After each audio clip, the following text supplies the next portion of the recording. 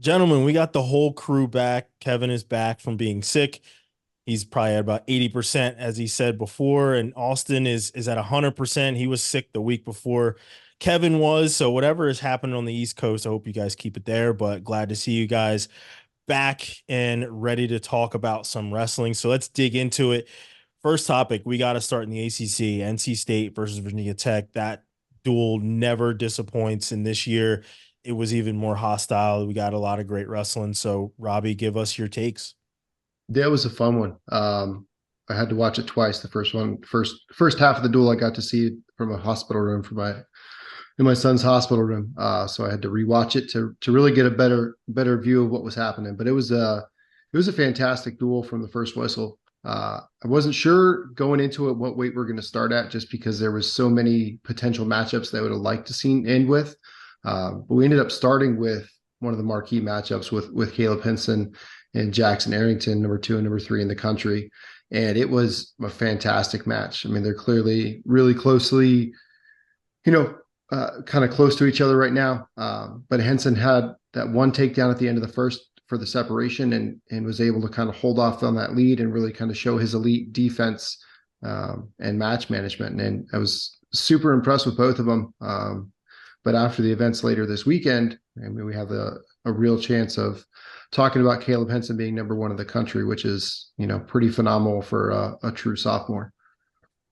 Yeah. But the rest of the duel was fantastic as well. I mean, just going up from there. Ed Scott looked fantastic. He's kind of had an up and down season, but he looked like All-American Ed Scott. Really handled Hippolito, who's going to be really good. A couple more years in a room and some time, and with a college strength coach is going to pay some huge dividends for him. But Ed looked great, kind of lived off that counterattack and got a lot of big takedowns to kind of separate himself. It was 12-7 at the end, but didn't ever really feel that close. It was a really controlled match from Ed. Big upset at 65. Connor Brady gave Derek Fields only his 3rd loss of the year, which is pretty phenomenal. Phenomenal. That's a new word for me. But he Love looked it. great. I mean, that's kind of the Connor Brady that we've seen glimpses of, and the Hokies are going to need that Connor Brady going into the postseason to be able to have a chance at being, ACC champs and having a chance to make the podium in Kansas City. Mackay looked fantastic. You wouldn't have known that he had the flu, but he looked really, really good. Wasn't quite able to get the major against Faison, but considering their last match they wrestled went down to tiebreakers, to sudden victory in the ACC title match last year. It was a much better performance by Lewis. Then we had the really huge upset with TJ Stewart coming in, knocking off Dylan Fishback for his second top 10 win in the last 2 weeks. He beat Reese Heller the week before, and Fishback had just come off of the win over Cardenas. So they were both really coming into this with a lot of momentum. And TJ looked phenomenal. That's honestly the best we've seen him look in college. We saw him, in high school be super dominant, and that was kind of the recruit that everyone was expecting. It seems to me like he's finally got his weight cut down and is managing that much better, and that's paying dividends for him. And that's, he's in a really, really good position going into the postseason. So I'm excited to see what his first postseason is going to look like. Then we had Big Hoagie Boy getting his number 100 with a huge tech fall over Andy Smith. It was uh, dominant is not even a strong enough word for what that was. He looked incredible. I mean, I can't say enough about how great Turn has looked at 97, and I genuinely feel he's a title threat. And I know it's going to be a big match with Brooks, but I feel really, really good about where Trent's at. Then it kind of came down to heavyweight. They had Jimmy Mullen in there. Hunter Katka was also sick. They got, the same fun stuff going around Blacksburg that we have everywhere else on the East Coast. So tight match. Treffin was able to get a takedown at the very, very end of the match to steal the win. And gave them, oh, was it the Hokies won the first 5, and then the pack kind of stormed back, and that the momentum really shifted with Trent. And then Owen getting the late win was big.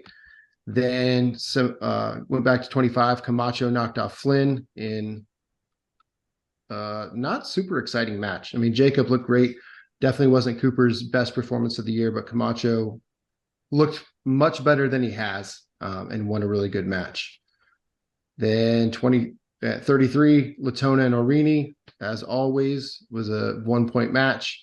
Orini was able to fend off a late takedown attempt for about the last 15 seconds from Latona. Didn't give up the points, and that was that. We ended with a pretty dominant win from Ryan Jack over Tom Crook to seal the win for the Wolfpack and bring home another ACC dual title. Yeah. I mean, the two matches, I mean, obviously outside of Trent looking like Trent to get his 100th and, basically being able to, say goodbye to the Wolfpack crowd, um, was the match at 84 and the match at 33. TJ Stewart looked amazing. Like at the sake of sounding like Shane Sparks right now, the mat returns were incredible. There was Don't a do that. lot Don't do of like stop it. Don't do that. serious power, honestly, that came with those lifts. Like explosive. He looked great on his feet. As you said, it really looks like he has his weight under control and he was feeling even better. Actually, I mean, going back to 74 too, Mackay not being able to get the major. I think the only time that he actually did look sick was when he was in on the leg with 20 seconds left and just didn't Mm-hmm. have anything left. And you're like, Agreed. man, like you got to be able to go get that. But he just, the tank was empty. And then, on the other side of that is Kairini, who fought off a takedown in the final couple of seconds with incredible balance. Latona is always a guy who's just like right there. Like, always right there and just can't get there. And you knew their match was going to be crazy, but like, man, you feel for a guy like Latona who has just come up short, as many times as he has. And it was incredible defense from Kai to be able to stay on his feet, to be able to fight that off. He was body locked. He was, hands were locked around the waist, around the legs. Like the balance, the strength that he displayed in order to get the 2-1 win, it was incredible. And, kind of hat off to Kai. But honestly, overall, it was a perfect position to start in, a perfect position to end in. And, it really was a tale of kind of two halves where Mm-hmm. you did have Wolfpack come back very strong in those later duels after giving up losses at 84, where you probably didn't expect Fishback to give up that loss. But the TJ Stewart that we've seen as of late, you realize he is that kind of guy and he is that kind of wrestler, and he's going to be a problem going into the conference tournament and then even further going into the NCAA tournament. So I was, as I picked NC State to win, you knew that the battle was going to be as close as it was. And, another hat off to Ed Scott up against Hippolito, who is a very dynamic wrestler. I kind of see him in the same vein as some of these other guys that we like, some of these international guys that we've seen come into the NCAA Mm-hmm. level, where they have to really learn to be good under, on bottom. They have to really learn to be good in folk style so that they can start controlling matches. And I think Hippolito is going to have that sort of same type of trajectory, right? That we've seen with Bastida or Echemendia, like these types of guys that come from some other disciplines where they can kind of hone them in and they become serious threats. And that's what I see Hippolito comes in at. Any other takeaways from that one, guys? Anyone, Robbie, Kevin, anything? I think Trent looks excellent holding a world championship belt in the air. Like Yeah. that looked really natural for him. If he wanted to make that transition, I think that they'd be lucky to have him. But yeah, he's an excellent wrestler. It's there's so many so many guys I'm gonna miss after this year. We have to have maybe like a Sarah McLaughlin, like I will remember you, like video montage at the end of the season or something. But he's awesome, man. I'm gonna miss him. Well, there is going to be a coaching opening in Raleigh, so There you there's go. always a chance. Yeah. I mean, I could see him stepping into it or one of the other guys kind of maybe stepping up and Trent gets, maybe a smaller position, not so much as a full on assistant position. Yeah, Because that's what I would think. he's going to continue to compete. He's already mixing freestyle in with his folk style when it comes to the season this year. So I think he's going to continue to compete. But yeah, I see him on staff doing some really cool things for the He Wolfpack. already wears a polo all the time, so he's got that half the coaching stuff down. So he's good. And I mean, and it's a little coaching style, but it's also a little international. It's a little freestyle. You go to these international events, a lot of guys from different countries warming up in a polo. So he's already pulling it in. I just like that he brought raising the roof back. It kind of died out a little bit. He brought it back. I don't think anyone else can do it from now on. That's his. No one else can copy that. Yeah, the whole crowd does it. They even had like a cardboard cutout. That's my favorite. There's a guy with like arms that go up and down and makes him. It's hilarious. It's one of my favorite people to see every time I go to Reynolds. I think I saw Drew Heathice against Bucknell raise the roof after he got his pin, and I was like, that doesn't look the same. Yeah. Gimmick infringement. No. Yeah. Can't do it. Hey, patent pending, my friend. You need to leave that one alone. Come up with your own thing, Drew. Yeah.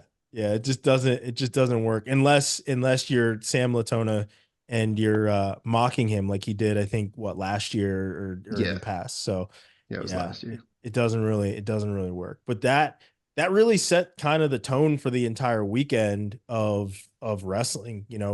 Moving on to Oklahoma State and Iowa. I wrote the preview, and when you write those previews, you do them in order, right? You're not saying I'm going into this thinking that this team's going to win, especially when they're two very evenly matched teams. You get to the end and you're like, oh damn, like that's the score I have, right? I had 20-13, and a lot of the things that I had said would happen in that duel, but I was shocked that it happened that way, not because like I'm like, holy hell, I was actually right, but more so that Oklahoma State didn't show up as much as they have in the past. That's the first time that Iowa has won in Gallagher since 2014. It's been a very long time that they have won in Stillwater. And that was, the last time they were there was, Nikki Pitch pinning Spencer Lee. There's always something wild and crazy that happens. This time it was just like start to finish, here's your matches. I mean, you had some different wins and different losses in there, but ultimately it was pretty straight up. But I will say it was probably the best Iowa that we have seen thus far this season. They wrestled very well earlier on in the year, but that was probably the most complete team that I would say I saw. Kevin, going to kick it to you. What are your thoughts? Yeah, I mean, I think I kind of favored Oklahoma State in it when I was just kind of like, I didn't go through matchup by matchup personally because I was trying to not die with how sick I was. But just in my mind, I was like, they've shown up every time. They've shown up ready to wrestle. They've shown up with the mindset to score points, to get takedowns, to be aggressive. I figured at home, big rivalry, like you're favored at this point, right? Like, I was like, this is where you show up in front of your crowd, in front of everybody that's there, and you don't have to travel. You don't have any of the things that could be used as excuses later on, right? And maybe you heard the interview with John Smith during the break, right? It's like, oh, he's just falling over like a building, right? And there was a lot of urgency kind of with his voice. And like, I was like, in my mind, all right, well, there's still a bunch of toss-up matches. We'll see what happens, and he must have known, like, if this is the way my guys are showing up in the first half, that's probably how they're going to show up in the second half. And credit to Iowa, because they really did bring it. Ayala took the shot at 125 in overtime to really the only shot. It was, I mean, even Dayton Fix didn't look like you'd kind of expect. And maybe I shouldn't be saying that, right? Maybe I should be saying credit to Brody Teske because he's looked excellent the last two times we've seen him, even on a loss there. But Iowa showed up. Iowa was ready to go, and they proved it with winning the takedown battle. Yeah. Yeah. I mean, you said it yourself. Like Dayton didn't look like we expected, I guess. You figured he would want to go out with some serious fireworks, but even like late in the match, he had the win kind of sewn up and kind of allowed things to happen, right? Like Brody Teske, and they even said it on the broadcast. Teske's the one coming forward right now, Hmm. and after Dayton had been the aggressor and and kind of lulled him to sleep on the edge of the mat and took a shot, like that was amazing. So like just seeing how Dayton finished that match, it was unexpected. I certainly did not expect him to finish the match that way. Um, but man, it was just like what what's going to happen next? Because if your big gun isn't finishing a match the way that you probably like him to finish or the way that you expect him to finish, where's this going, right? And then you had the win by Jordan Williams at 149 over Voinovich, two guys that have wrestled each other in the room, and I actually expected Ratchy to be there, but he wasn't in the lineup. They gave Voinovich the nod, and it ends up 4-1, and it was a very, or excuse me, 7-3. Um, but it was a very like defensive match for Jordan Williams, and he's become a little bit more of a defensive guy. But with a guy you're so familiar with, where where his openings are, you expect maybe some more chances, and he just didn't really take them. And then the rest of the match, it was just kind of like, okay, I was just winning match after match. They end up winning what, 7 of the 10. The big bout was Dustin Plott and Gabe Arnold, and seeing how Plott really controlled that one. And I give Plott a lot of props for how he won that match. Gabe Arnold's very good, Yeah, and I yeah. think that people are just like, he's a unranked freshman up at 184, and it's like, Gabe Arnold is really stinking good, Hmm. and Dustin Plott may be ranked number 2 in the country, but you have to give Arnold his props, because he's a guy that you could certainly see on the podium at NCAAs this year at 184 pounds. And if you can't, then you're just crazy. So like, let's give props where they're due to a guy that has certainly stepped up and shown that he can wrestle with the best of them in the country. So, um, outside of that, the match at 97 was awesome. That was kind of a toss up that, Glazer ended up coming out on top of the scramble. And then Hmm. Ben Keeter showcasing that his lungs and his legs are now in tune. And just like Abe Arnold, he's another guy that is coming in as a true freshman and is kind of up for the task. Doucette is a guy that we can see on the podium as well. He's wrestled well this entire season, and Ben Keeter outlasted him. He rode him out, broke him down, took him down. Like, very good wrestling from Ben Keeter, and I was really impressed by Ben. Austin, you got anything for that one, or anything else that we've talked about so far? Haven't even heard from you yet. Yeah, I'm sitting back listening to all the good points you guys are making. But yeah, I picked Oklahoma State as well. Just based on recency bias, they've been wrestling a lot better.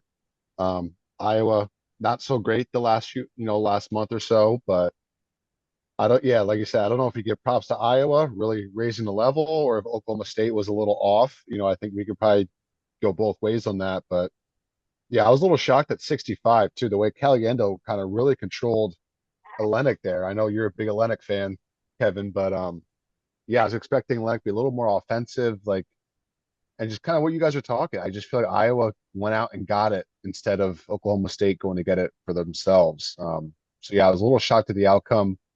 Thought it'd be a lot closer, in the duel. I know a lot of the matchups were like, one score here and there. But yeah, I expected it to be a lot closer than what the final scoring indicates.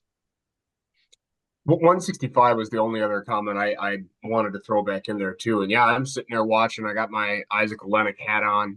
I'm excited for this match. It's rematch from, I think, their podium 7th and 8th place match at NCAA's. And I'm like, all right, well, now he's in this room and he's shown he can wrestle with the top guys in the country. Yeah, he got taken down again. Okay. Yeah. And you heard it in Brand's voice because when they came back, they do the interview with Brands, and he's like, "I tell you what, I'm excited for. I'm excited for Caliendo being out there, and he's point scoring machine or whatever he said." And that's exactly what he did. He went out there, he was aggressive, he controlled the tie-ups, he controlled every position. Even near the end of the match, I don't remember what it was. It was like a Merkel kind of a situation, but you almost got some manufactured points from Olenek, and Caliendo still fought it off. It was just better, consistent position and attacks. Yeah. Caliendo was coming off of back-to-back losses too, Right. losing to Messenbrink, and losing, who else did he lose to Hamity? Yeah. And it Yeah. was, I think it was Hamity and Messenbrink that he lost to in back-to-back weeks. And the one with Hamity was what, 14-11. So high point scoring match. He was certainly, pissed off for the moment, and he was up against a guy that is ranked higher than him, that he had already beaten in previous years, that he knew he had his number. And, you know, Olenek against highly ranked guys has kind of taken to backing up and trying to lull guys in. He did it against Hamity and ended up getting that ankle pick that everybody was just like, whoa, who is this guy? Right. Like that was kind of, he was highly ranked going into it. But I think that win over Hamity, where he had that ankle pick and everybody kind of had the highlight, kind of made people kind of sit back and realize, the levels that he had jumped with being in Oklahoma State's room. And I think Caliendo knew that, right? He knew he was going to be the guy that kind of steps back, kind of lull them, into things, and that's kind of how it was going to go. So, not too surprised. I mean, I did pick Olenek because I thought that he'd be able to, counter, at least be a little bit more aggressive than the last time that they wrestled. Because a lot of the points that Caliendo scored the last time were off of Olenek's attacks. But man, Caliendo, super impressive. And his counterpart, Jared Franick, at at 157, those low doubles, it was like he was just like hog tying him. Like not even like sitting back, just like going both ankles, tying him up, and that was, I think, another one that kind of got John, where he was just like, I don't know what we're doing. You're just letting a guy in on your ankles and just kind of taking you down. I think that was right before the interview happened with John. Yep. And Teague Travis, who's been very good this year. We've seen him wrestle very well, but Franick was sharp on his attacks. He was great on his defense, just like normal. And he really showcased that he's a guy that we could certainly see in the finals this year. After taking fourth last year, I think he can certainly be in the mix. Nothing taken away from him being ranked fifth. He was number two for a good part of the season, but I think he's kind of coming into his own. And like I said before, I think this was the best Iowa that we have seen, and it's been like crazy parity, right? Like Iowa beats Nebraska, Michigan ends up beating Iowa, Nebraska ends up beating Michigan. Like it was just crazy parity this entire season, and Oklahoma State had looked unstoppable. Honestly, they looked really, really good. When it came to these dual meets and how they performed against Missouri. And but man, there wasn't too much that Oklahoma State could do right on Sunday. Well, that was the other thing that I was like, home mat advantage has been huge this year, right? Iowa travels to Ann Arbor, they get kicked in the teeth. Michigan travels to Nebraska, they get kicked in the teeth, right? A bunch of teams traveling all over the place, getting their teeth kicked in. Didn't happen. Didn't happen. There was not a shred of an advantage. Yeah. In the other Big Ten kind of conference crossover was Nebraska and ASU. We talked about it already with Nebraska being as good as they are, and possibly a new number one that Robbie alluded to. Parco beating Lovett. And I mean, I didn't have a chance to watch the entire match. I saw some highlights and some clips and everything. Obviously, it was a defensive battle. But man, Parco, he has showed up late in these last couple of seasons, right? He was really good last year too. I mean, he was really good the year before. He damn near beat Sammy Sasso, and Sasso was seated very high at NCAAs, and everybody was like, "Who's this Parco guy?" When he was, I think, seated like what, like 16th or something like that. So he comes into his own late in the season, and I don't know if we'll get a new number one. Who knows? We'll certainly see. I think what tomorrow, when those rankings come out. But man, that Nebraska ASU duel, obviously lopsided score, but that was the highlight. And then ASU with Richie Figs having a hell of a weekend, beating Smith, beating Stanek.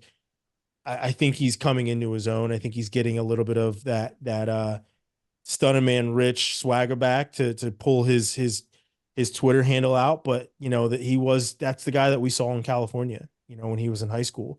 Tons of swagger, tons of moves, a lot of action. And this weekend he really proved it and he really showed it. Austin, I want to go to you because you saw his match probably with Lehigh. What did Reggie Figs look like in that match? And then roll right into the rest of the EIWA. Yeah, from what I saw highlights and things. I didn't get to see the whole match. Pac-12 network. Good luck finding that, right? Especially on the East Coast here. I So wonder yeah, why that's going away. yeah, it's unbelievable, right? But yeah, from what I saw, he just, like you said, he's a Richie Figs of old. Um, banged up beginning of the season. Had some. I just heard personal issues. I don't know if that's weight, something else going on outside of wrestling. But like you said, I think he's back now, and this is kind of the Figueroa we've all been kind of waiting for, I guess is the right term for it, right? Just, all right, he's here, he's good, he's good. When's he going to show up? Boom, here he is. Has a heck of a weekend beating Smith and Stanich, who was, I think Smith was what, number 5, 6, Mm-hmm. and Stanich was 2 or 3. So yeah, great wins to come back into the weekend, and a little upset. Lehigh kind of got stomped by Arizona State. Looking at that duel, they lost the first 7 bouts, which I don't know last time Lehigh's done that, if ever. But yeah, ASU looked really good. We did not see Taylor and Colton Schultz at heavyweight. Um, Taylor got a forfeit there, which we kind of expected, right? Schultz was at Mexico for the Pan Am, so not too surprised about that.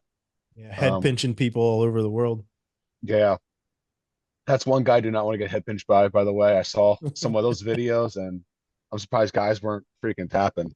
But yeah, I tweeted out we could have had an interesting match with Crookham and Klebo in that duel. That did not happen. Crookham did not make the trip with the team. He was at the F&M Scramble, which we could talk about that if you want. But yeah, he had his one match, tech the guy in 2 minutes, and then he's drinking a Chick-fil-A milkshake after that. So he got 15 wins on the year now, locked up first seed for EIWAs. Him and Vito are going to be great come conference time. We'll talk about that later, though. Yeah, not too much went on the EIWA besides Cornell and Binghamton. Cornell walked away. I think they won eight of those 10 bouts. Big matchup here at 97. 2 former All-Americans. Louis Dupre in his 7th year of eligibility beat Jake Cardenas. Last year was 7th at EIW. 7th at NCAA. 8th NCAAs. Dupre won that one. 2 takedowns to none. Kind of controlled it. But these guys will wrestle again in the semis at EIWAs.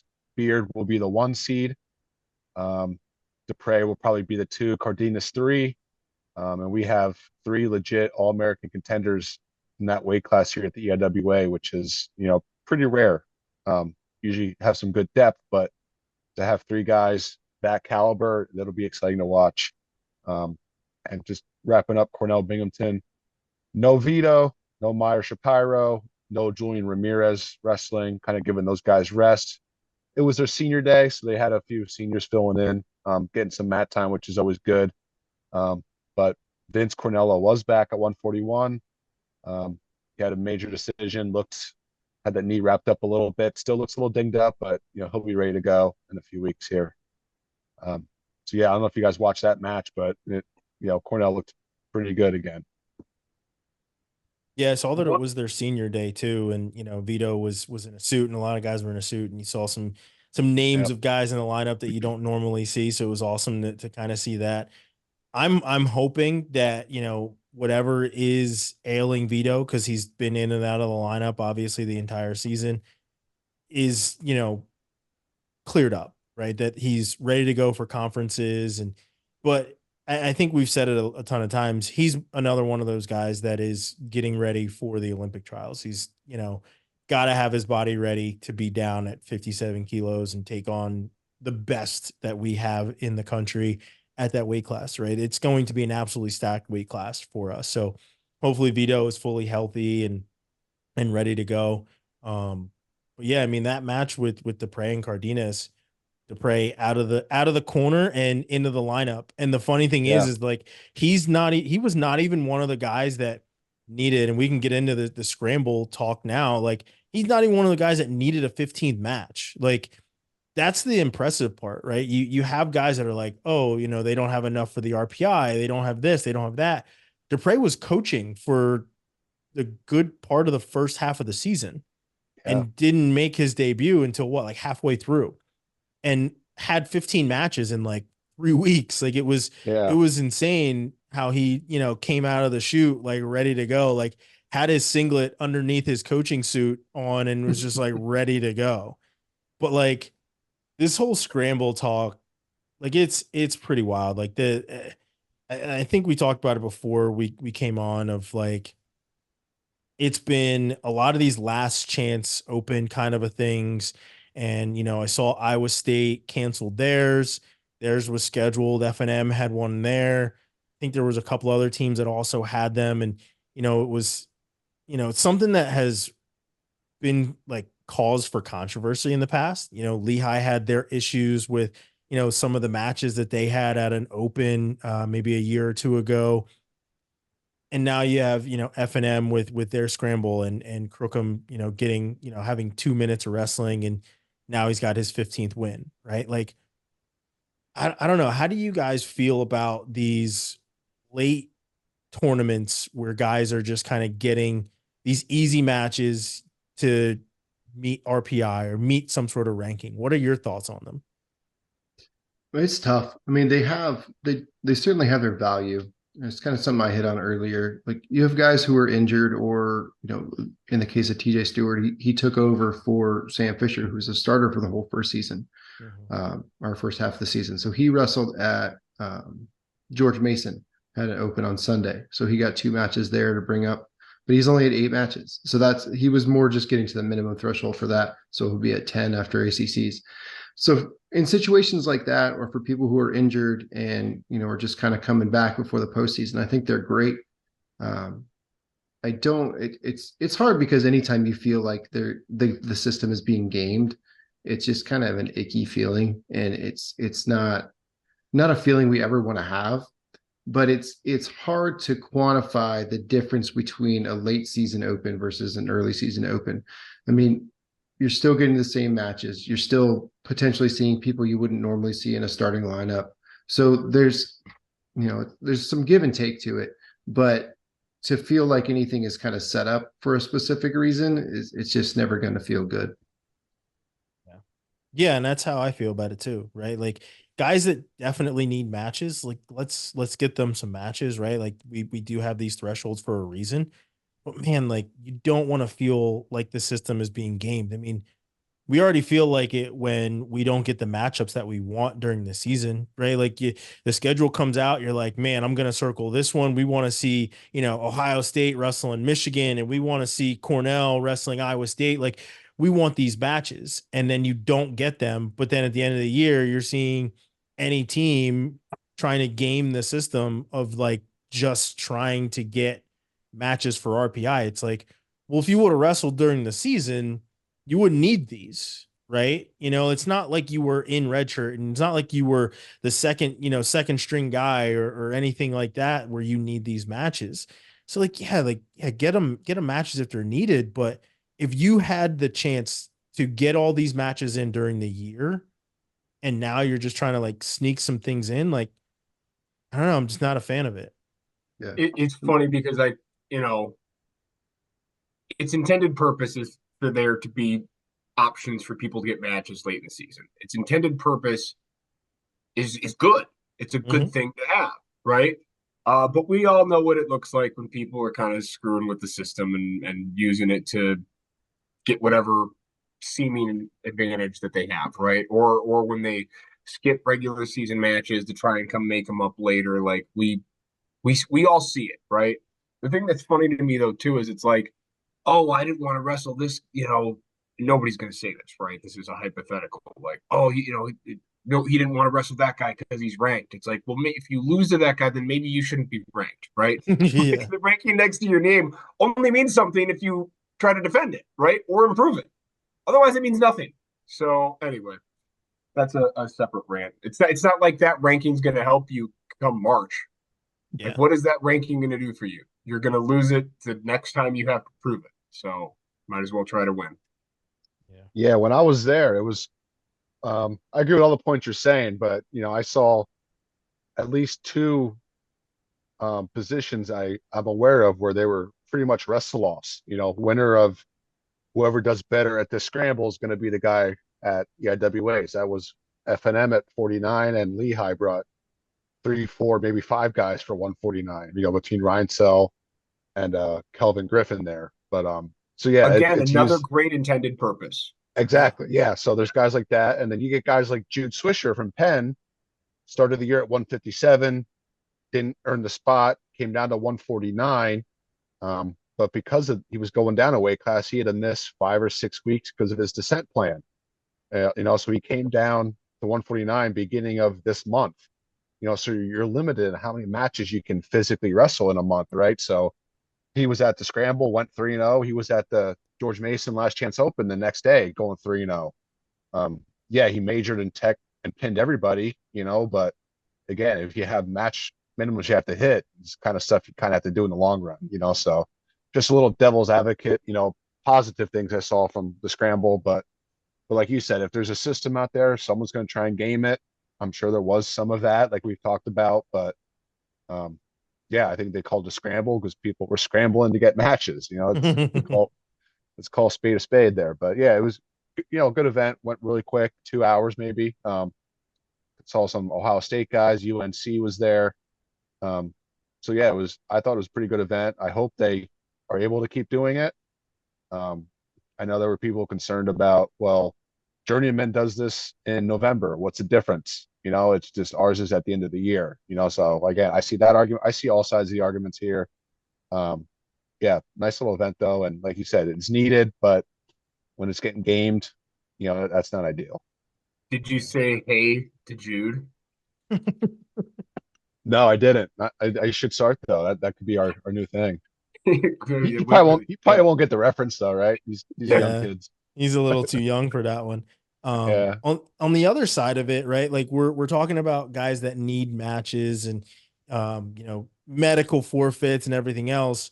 Everyone's already talking about Carter Starocci getting injured in his final dual meet and what's going to happen, right? Like if he medical forfeits out of both matches, does he still get, the allocation and everything else? From what I understand, he would have to medically forfeit out of both, I guess, in order for that to happen.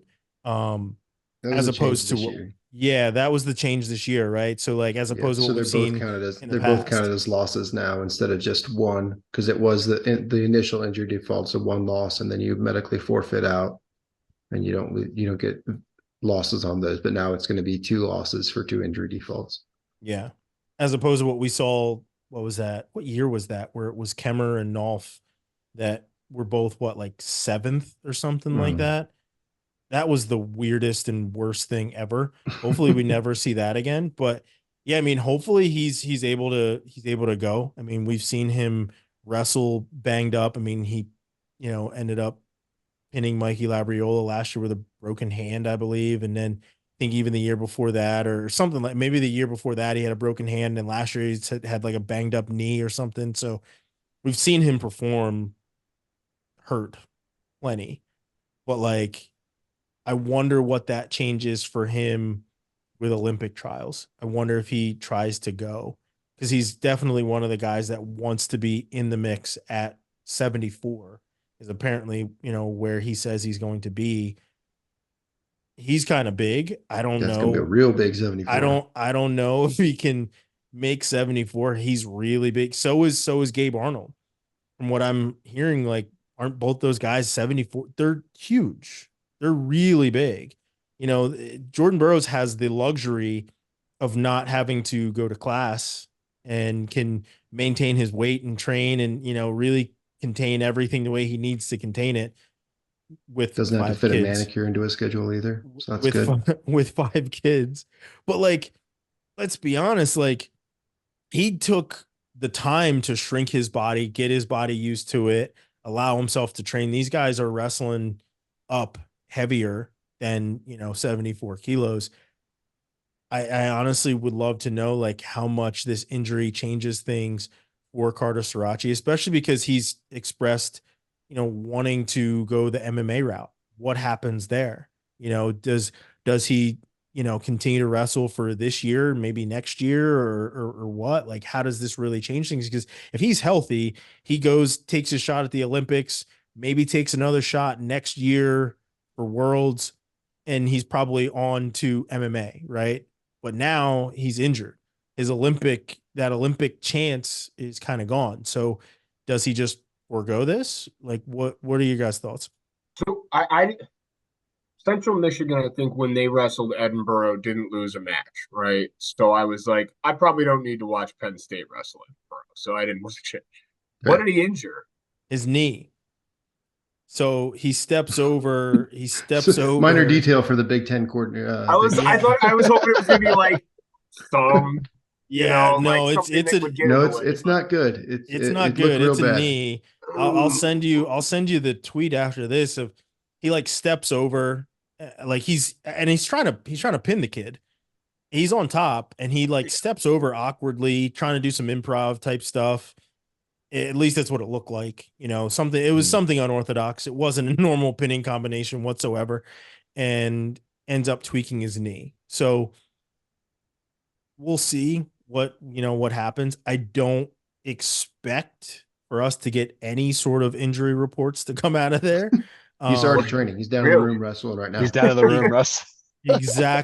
exactly. So I don't think that anything, we'll get anything when it comes to that until we get to Big Tens and he steps on the scale or limps to the scale, or in Jaden Cox's case, crutches to the scale.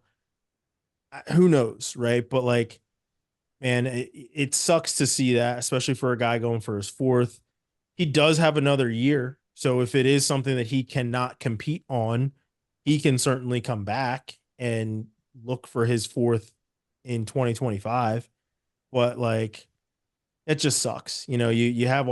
all these plans, and I'm sure he's already talking about what the next step is for him. And you tweak your knee, and I have zero idea of what he did. I don't know if it's torn. I don't know anything. I know there's always going to be rumors of people are like, oh, he tore his ACL or he ripped this up or he did this. I have no idea. I'm not even going to speculate on any of it. And like I said, we're not going to get anything substantive from Penn State that I think they would ever really tell anyone. It doesn't matter. Kale's just gonna do the Mr. Miyagi rub your hands together thing and just fix it. And he's gonna go not give up any takedowns and win it all again. Yeah, yeah. I mean, wouldn't be surprised. Would not be surprised. Do you think Um, Mr. Miyagi learned that from Kale? I 100%. I heard it was passed down, yeah, from Kale to Miyagi. That's what I heard. I don't know if it's true or not. There was a voodoo Sanderson took a medicine trip man in to there. Okinawa back in the day. From Utah to Okinawa, a little training session, and then hopped back. That's how it works. That's how it works. Even Chuck Norris is afraid of Kale Sanderson, from what I hear. Yeah. But gentlemen, we're at the end of the regular season. We're getting ready for conferences. So what are some of your takeaways? And I'm gonna start in the EIWA with Austin. What are some of your takeaways from the season that you noticed or something that you wanted to see happen or anything else from the EIWA? Yeah, WA, well, we're talking season. I got to give a shout out to Army West Point. They were the first duel of the season, and I got to double check this, but Coach Ward said they were the last duel of the season. So if there's anyone you want first man in, last man out, it's definitely an Army. I just thought that was a cool little stat he tweeted out. But yeah, this year was crazy. I mean, my big takeaway is 125. Overall, I feel like every weight class had a favorite. One or two guys that could win it. Maybe three, but I feel like this weight class is so open, and I just can't remember the last time anyone from 1 to 20, can go and win a national title. I think that's going to be a really fun weight at NCAAs. And I'm stating the obvious, right? But it's just crazy to me how no one seemed to want that number one ranking. And, Richie Figg's making a comeback. We kind of thought he was out, so now he's in the mix. Maybe he's a favorite. Maybe it's Ramos. I'm not sure. But, they've all had a few losses this year. So I think that'll be really fun to watch. Yeah. I It's think going you're to right be the about only that. weight that goes fully chalk at the NCAAs just to mess with everybody. Yeah, watch that happen. Yeah, they got all the craziness out during the season, and now 125 is just like here's your top 33, and they all place in Yep. in the same order from start to Yeah, finish. Um, unbelievable. Robbie, on to you for ACC. What are what's your number one takeaway, I guess, from the season? That's a good question. I think the biggest takeaway for the conference as a whole is that it wasn't as competitive this year um, with the depth that it has been in the years past. I think we saw a huge reset after last year with so many, you know, legendary people from the ACC leaving and Austin O'Connor graduating. Taking things like that after the COVID years, that we have so much youth in some of these lineups now that it's kind of a shift that we're going to see these guys become the next NCAA champions in the next few years. But it was a year with a lot of very clear separation. Um, NC State and Virginia Tech have always kind of, well, not always, in the last 10, 15 years have kind of separated themselves from the rest of the conference typically. But this year it seems to be much, much more significantly. So I'm interested to see how over the next couple of years some of this youth comes in and if it evens out more, like I think it will. Um, I expected UVA to have a better year this year with some of the youth that they have, and they have had more injuries than I've ever seen a team have to deal with. Even this weekend, McCoy got banged up in his match against Augustine. Um, so, I mean, I know Coach Garland has been dealing with it and going through it, but I'm hopeful that they kind of even out. And same with Pittsburgh; they have a lot of young talent as well. Um, I'm interested to see Pittsburgh come back or try to come back for ACCs. Um, but same thing, and with the reset at UNC, they're also kind of going through some changes. So I think this year was kind of a an anomaly team wise, but I think we're still going to see the success across the board at the NCAA's like we have the last few years. I think there's enough talent at each of those teams. I think there's real chance that multiple All-Americans from several teams in the ACC. Yeah. I agree with you. There's probably going to be some really good representation from the ACC. I mean, there always is, right? I mean, Trent Hidley's kind of been holding that up for a very long time anyway. Uh, yeah, completely raising the roof for the ACC these last couple of years anyway. So he's obviously up against it when it comes to Aaron Brooks, but he's definitely been kind of the flag bearer when it comes to a lot of those guys in the ACC, outside of Austin O'Connor and things like that. Talking more guys that are still in the ACC right now. Kevin, on to you for Big Ten before I add mine in. Yeah, I mean, race for second is Lemley, going to be awesome. is it Well, of all? course, Sergio Lemley. I was going to comment on 141. Lemley, by the way, against Central Michigan, they shut us out in the duel on Sunday. But he gave up like the first 6 points, and I wonder, like maybe that's not Lemley. Maybe it's like the graphic is wrong or something. And then it was Lemley, and he just stormed back and teched him in the second. It was like, Jesus, dude. Um, But no, in general, like race for second on the team side is going to be awesome. In the Big Ten tournament, I think. I mean, it is what it is, right? Sometimes you're seated on the same side as the Penn State guy, and it makes it harder to make the finals. So seeding is going to be interesting. 133 is going to be nuts. 141 is going to be nuts.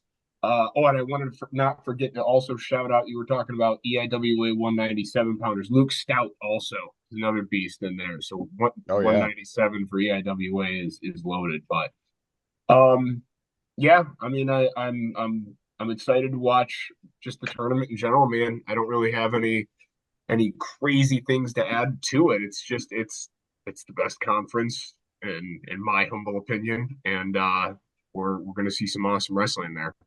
Yeah. For me, and I was thinking about this a little bit earlier, and Earl and I have been, and myself and Willie have been talking content about what we're all going to be kind of bringing for conferences and stuff, and like looking at schedules, and we're talking about what matches didn't we see, and I'm like, Mm-hmm. Ohio State is a wild card when it comes to the Big Ten tournament because we got a chance to see, Penn State versus Nebraska and Iowa and Michigan. We only saw Ohio State against Michigan and Penn State, two of the other top five teams in the conference, right? They've had some really good duels against, ACC teams. They also wrestled Cornell. They wrestled Virginia Tech, right? But they didn't hit the big heavy hitters in their own conference. They didn't hit Nebraska. They didn't hit Iowa. So I think that they're coming in less banged up than a lot of other teams because they didn't really do the Big Ten grind, so to speak. They did have some very tough matches in there, but their dual meet season wasn't as heavy as others. So I think they're coming in a little bit fresher. They're coming in probably with a little bit more confidence because they've wrestled so many guys that they will see at the big show, not so many guys that they'll see at the conference tournament. So for me, it's Ohio State, just kind of seeing how they navigated their season. But then on top of that, Nebraska really showed out this year. I talked to Brian Snyder at the beginning of the year. I sent him a text and I was like, hey, what's your lineup look like? And he sent me a text. And, in some places, he was just like, we don't know who's going to be there. We honestly have no idea, and he's just like, this is who we think we're going to be going with. This is what we hope is going to be, the lineup. We're obviously going to have to figure some things out at 65 and 74 and, and make some things happen. And they really did. And, they became a top five team throughout the year. Smith at 25 for me really truly stepped up. We've seen him in past years. He really jumped levels being in that Nebraska room and training and working with those guys. So outside of Ohio State being a wild card in their own right, because we didn't get a chance to see them against the heavy hitters, I guess, in other heavy hitters in the Big Ten. It's for me, it was Nebraska and everything that they were able to do this entire year. That, huge win over Michigan, taking six of the first matches and, ultimately beating them the way that they did and really showing up. So, the Big Ten, as you said, Kevin, it is the grind. It is the kind of the big show. They get the most allocations for a reason. Outside of obviously having the most teams, but they get that run of it for a reason, right? We've seen a ton of Big Ten guys on top of the podium. I mean, obviously all of them have Penn State singlets on, but we've seen the Big Ten very well represented over the years. So I'm looking forward to seeing what happens at Big Tens as well as all the other conferences. Big 12s is going to be fun. Finally seeing O'Toole versus Carr this year. Those guys another year older, another year wiser. Obviously didn't get a chance to see it. Missouri had 8 of their 10 starters out over the weekend. So, kind of a tough one for them. Whatever Kevin had is in the Missouri wrestling room. So none of those Yes, guys have even touched the mat. got him. But yeah, it's gonna be a good end of the season, and I can't wait to make it happen. And so that's what I'm looking forward to is just getting to these conference tournaments. But gentlemen, we'll probably have to do this again, talk a little bit more conference wrestling as we get a little bit closer and get some allocations and get some seeds and a little bit more information. But for today, that's it. Another great conversation. Appreciate you guys, and we'll do it again next time.